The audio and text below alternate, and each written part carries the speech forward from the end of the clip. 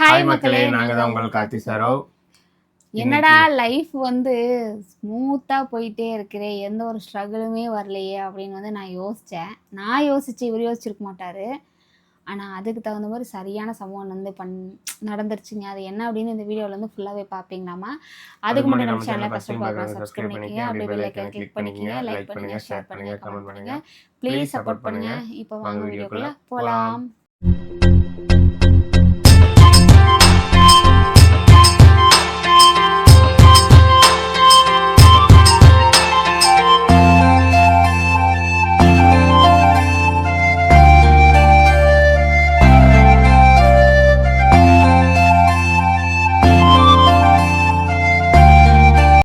எப்பவுமே ஒரே சரோக்கு உடம்பு சரியில்லை, படுத்திருக்கா. அதனால் நானும் அம்மா தான் எடுத்து க்ளீன் பண்ணிகிட்ருக்கோம். சுத்தமாக முடியல. இப்போ போயிட்டு என்ன பண்ணலான்னு, ஏன்னா டேப்லெட்டும் சரி ஊசி சரி எல்லாம் போட்டு வந்தாச்சு. நான் அடுத்தது என்னென்னா செக் பண்ணால் மட்டும்தான் முடியும். அதனால் என்னென்ன டெஸ்ட்டோ எல்லாத்தையும் ஃபுல்லாக கம்ப்ளீட்டாக செக் பண்ணலான்னு இப்போ ஹாஸ்பிட்டல் போகலான்னு இருக்கோம். சரி படுத்துருக்கு தான் எடுத்து வச்சுட்டு ஹாஸ்பிட்டல் போகலாம். போயிட்டு என்ன செக் பண்ணணுமோ எல்லாத்தையும் செக் பண்ணிவிட்டு என்ன பிரச்சனைங்கிறத சரியாக பார்த்துடலாம். படு நான் சுத்தம் பண்ணிட்டு வரேன்.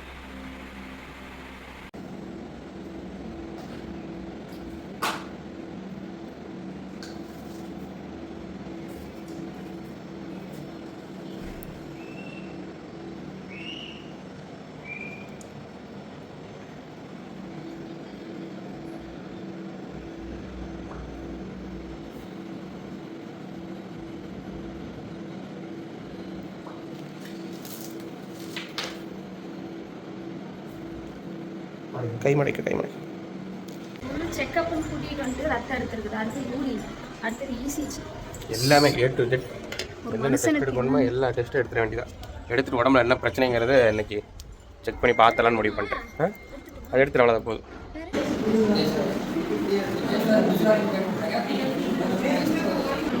Sir wait பண்ணிகிட்ருக்கா.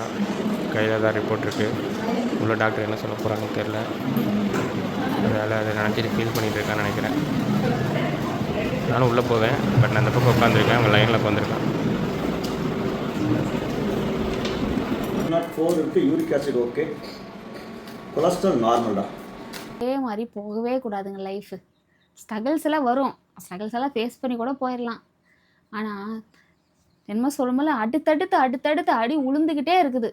நானும் சரி அதெல்லாம் தாங்கி பிடிச்சி நம்ம வந்து விட்டுறக்கூடாது. நான் வரேன், சத்தியமாலுமே அப்படிதான் நான் வந்துட்டுருக்கேன். இவருக்கே தெரியும், கேளுங்க. நடக்கக்கூடாதெல்லாம் நடக்குது. புதுசாக நடக்கும்போது எனக்கே ஒரு மாதிரி என்னடா இப்படியெல்லாம் நடக்குதா நமக்கு. எனக்கு இந்த மந்த் ஸ்டார்ட் பண்ணதுலேருந்தே நேரம் சரியில்லையா, எனக்கு என்னெல்லாம் எனக்கு தெரியலைங்க. உங்களுக்கே தெரியும் விளாக்ஸ்லாம் நான் எந்த அளவுக்கு இப்போ போட்டுட்ருக்கிறேன். ஆனால் எதுலேயுமே நான் எதையும் காமிச்சிக்கிறதில்ல.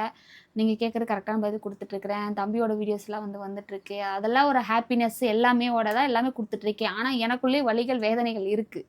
அதெல்லாம் இருந்தாலுமே நான் வீடியோவில் உட்காந்து நான் பேசுகிறேன்.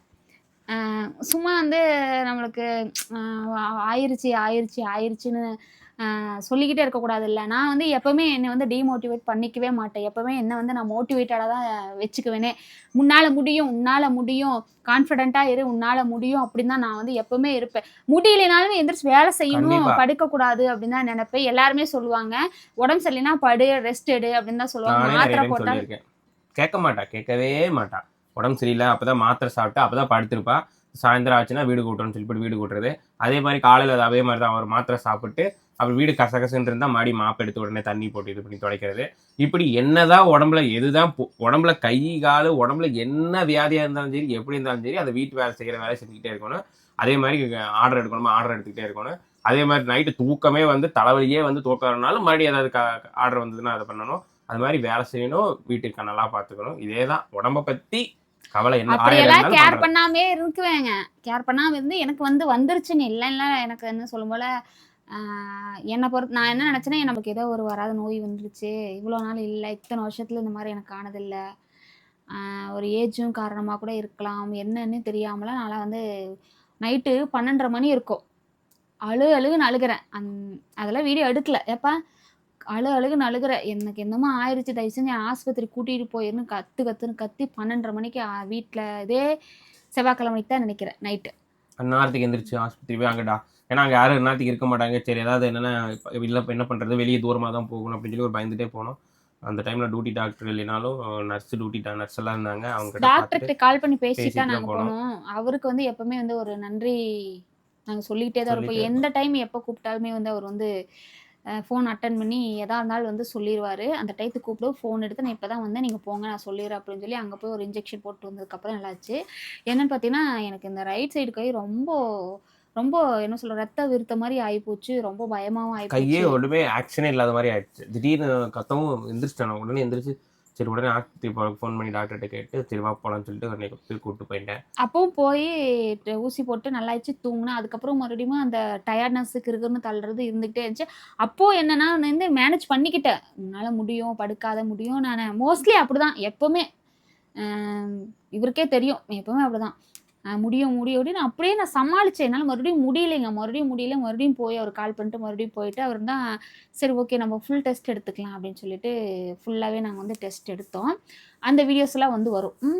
ஒருவேளை அந்த வீடியோ நீங்கள் பார்த்துருக்கலாம். அந்த வீடியோ முன்னாடி போடலாம் பின்னாடி போடலாம் எப்படி போடுன்னு தெரியாது. போய் பிளட் டெஸ்ட்டில் எல்லாமே என்னென்ன தைராய்டு அப்புறம் ஹீமோக்ளோமின் எப்படி இருக்குது பிளட்டு கிட்டத்தட்ட ஒரு நிறைய டெஸ்ட் இருந்துச்சு. பிளட்லேயுமே யூரின்லேயும் டெஸ்ட் எடுத்துக்கலான்னு சொல்லிட்டு லேபில் கொடுத்துட்டு நாங்கள் வந்து எல்லா டெஸ்ட்டும் கொடுத்துட்டு வந்துட்டோம். அப்புறம் நைட்டு வந்து வர சொல்லியிருந்தாங்க. அப்புறம் போனோம். அப்புறம் போயிட்டு எனக்கு கொஞ்சம் பயமாக தான் இருந்துச்சு வேறு ஏதாவது சொல்லிடுவாங்களோ என்னமோ அப்படின்ட்டு. அப்புறம் போயிட்டு பார்க்க எனக்கு ரிப்போர்ட் வாங்கி பார்த்தவே எனக்கு தெரிஞ்சிச்சு என்ன ப்ராப்ளம் அப்படிங்கிறது எனக்கு தெரிஞ்சிருச்சு. அதுக்கப்புறம் அவர்கிட்ட போனதுக்கப்புறம் சொன்னார் என்னென்னா ரொம்ப பிளட் ரொம்ப கம்மியாக இருக்குன்னு சொல்லிட்டாங்க. கொஞ்சம் லைட்டாக அந்த இஎஸ்ஆர் இருக்குது என்னென்னா கொஞ்சம் மூட்டு வலி வர மாதிரி வாய்ப்புகள்லாம் இருக்குது அப்படின்னு சொன்னார். எனக்கு அப்போவே தெரிஞ்சிருச்சு நம்மளுக்கு பிளட்டு தான் ரொம்ப கம்மியாக இருக்குது. கொஞ்சம் இடப்பட்ட நாளில் கொஞ்சம் நல்லா உடம்பு எல்லாம் போயிட்டே இருந்ததுங்களா அதனால தான் பிளட்டு கம்மியாக இருக்கும். ஏன்னா அலைச்சல் தூக்கம் இல்லை சாப்பாடு சரியா இல்லை அப்படிங்கிறனால தண்ணி அதிகமாக கொடுக்கலனாலே பிரச்சனைகள் வரும். இப்போ பிளட்டு இல்லைன்னா எப்படி இருக்குங்க அந்த மாதிரி அப்படி சொன்னார் சார். அதுக்கப்புறம் வந்து கொஞ்சம் சத்து மாத்திரைனா ஒரு 5 நாளைக்கு எழுதி கொடுத்தாரு. 30 நாளைக்குலாம் இல்லை 5 நாளைக்கு வந்து எழுதி கொடுத்தாரு. அப்புறம் அது வந்து சாப்பிட்டேன். அப்புறம் வந்து ரெகுலராக மாமா ஒரு இளநீ வாங்கி கொடுப்பாரு. ஒரு ஆப்பிள் வந்து கொடுத்தாரு. அப்புறம் அத்திப்பழத்தில் வந்து காலையில் ஜூஸ் போட்டு கொடுப்பேன். அப்புறம் வந்து ப்ரோட்டீன் பவுடர் கொடுத்தாரு பாலில் கலக்கும். அதெல்லாம் கொஞ்சம் சாப்பிடும் ஓரளவுக்கு பரவாயில்ல. கொஞ்சம் டென்ஷன் ஆனால் மட்டும் கொஞ்சம் அதிகமாக படப்படப்பாயிருது வேர்த்துக்கு தலைவலி வந்துடுது. அது மட்டும் வந்து அது அப்படியே கொஞ்சம் கண்ட்ரோல் ஆகிடும். கொஞ்சம் பிளட்டு ஊற சரி ஓகேங்களா. கொஞ்சம் இதெல்லாம் மேனேஜ் ஆகிட்டு வந்துட்டு இருந்தது. அப்புறம் திடீர்னு பார்த்தீங்கன்னா இப்போ இவ்வளோ நேரம் கையை தொங்க போட்டுக்கிட்டு இருக்கிறதுக்கே பயங்கரமாக வலிக்குது. மேபி இந்த வீடியோ பார்த்தாங்கன்னா திட்டுவாங்கன்னு நினைக்கிறேன். இது வந்து சும்மா ஒரு சின்ன கீரல் தான். ஆனால் அது என்னை இந்த அளவுக்கு வந்து கொண்டு வந்து விட்டுருச்சு அப்படிங்கிறது சின்ன கீரல் ஏற்றுக்கவே முடியல. பார்த்தோன்னே அப்படி தான் நினச்சோம். சரி எப்பவும் போல ஏதாவது கை கட் பண்ணால் அறுத்து விட்டுச்சு. சரி ஏதாவது ரத்தம் வந்தால் சரி கொஞ்சம் நேரம் ஈரத்துணி போட்டு கட்டுனா நின்றுமே அப்படின்னு சொல்லிட்டு ஒரு பதட்டத்தில் டக்குன்னு அதெல்லாம் ரெடி பண்ணி பண்ணுறோம். கிட்டத்தட்ட 3 மணி நேரம் 4 மணி நேரம் ஆயிடுச்சு. அப்பப்போ இடையில ஓப்பன் பண்ணுறோம் ரத்தம் வருது. மறுபடி கட்டுறோம் ஈரத்துணி மறுபடி கட்டுறோம் ஓப்பன் பண்ணுறோம் ரத்தம் வருது. ஸோ ரத்தம் நிற்கிற மாதிரி தெரியல. 4 மணி நேரம் ஆச்சு. சரி லைட்டாக தான் பட்டிருக்கு ஆழமாக பட்டுருந்துச்சு. ஆனால் சரி ரத்தம் நின்றும் எப்பவும் போல ஆகிற காயம் தானே கிழிச்சு விட்டா சரியாக போயிடும் அப்படின்னு நினச்சிட்டு பார்த்தா அவுக்கு அந்த ஈரத்துணி அவுக்கு ரத்தம் வந்துட்டே இருக்கு. நிற்கவே இல்லை. பிளட்டு ஏற்கனவே பிளட்டும் கம்மியாக இருக்குது. சரி பிளட் அதிகமாக வந்துட்டே இருந்துச்சுன்னு வச்சுங்க. கிருகன் வந்து விழுந்துட்டு என்ன பண்ணுறேன்னு சொல்லிட்டு ஒரே இதாகிடுச்சு. உடனே ஹாஸ்பிட்டல் போகலான்னு சொல்லிட்டு போய் பார்த்துட்டு அங்கேயும் போயிட்டு ட்ரெஸ்ஸிங் பண்ணலான்னு சொல்லி மர ஊசியெல்லாம் போட்டு பார்க்குறாங்க. அப்பவும் பிளட் அது ஓப்பன் பண்ணுறாங்க. அந்த மடி ரத்தம் நிற்கல வந்துட்டே இருக்குது. சரி இதுக்கு வேறு வழியே இல்லை. அவங்க என்ன சொல்லிட்டாங்க தையல் தான் போடணும் அப்படின்ட்டாங்க. சரி சொல்லுங்கள் தையலே போட்டுடலாம் அப்படின்னு சொல்லிட்டு ஒரு 4 தையல் போட்டு அங்கேயே போட்டு அதுக்கு மர ஊசிக்கு இந்த இடத்துல ஊசி போடுறாங்க. ஏற்கனவே பயங்கர வலி அவளுக்கு. இவர் என்ன சொல்றாருன்னா எனக்கு வலி தாங்க முடியலைங்க. இவரு இங்கதான் போடணுமா இங்க போடாதீங்க இங்க போடுங்க இடுப்புல போடுங்க இங்கெல்லாம் போடாதீங்க வலிக்கும் அப்படின்னு இவரும் சொல்றாரு. அது இந்த இடத்துலதான் போடணும் அப்படின்ட்டாங்க மரமர பூசி. ஏன்னா வலி தாங்கிப்பீங்க அப்படின்னா நான் அப்படியே ட்ரெஸ்ஸிங் பண்ணி விட்டுறேன் அப்படிங்கிற மாதிரிலாம் சொன்னாங்க. என்னால சத்தியமா வலி தாங்கவே முடியலைங்க வேண்டாங்க அப்படின்னு சொல்லவும் ஊசி போட்டுட்டு அதுக்கப்புறம் பண்றாங்க. அந்த ஊசி போட்டுமே ரத்தம் நிக்கவே இல்லை. வந்துகிட்டே இருந்துச்சு கொடன்னு. பெரிய விஷயம்லாம் இல்லைங்க. இங்க இருக்கிற பொருளை நான் தொட்டேன் அவ்வளவுதான். அப்படின்னு தொட்டேங்க. அதை தொட்ட அதனாலதான் எனக்கு பிரச்சனையே. அங்க இருக்கிற பொருளை நான் எடுத்து கூட வைக்கல. அந்த திண்ணில் இருக்கிறத நான் அதாவது எடுக்கிறதுக்கு தான் போனேன். அது மேலாலதான் இருந்தது. அது இப்படி இருந்தா தொட்டேன். அது இந்த கையில இப்படி இருந்தா தொட்ட உடனே சொர்ன்னு கிழிச்சுது.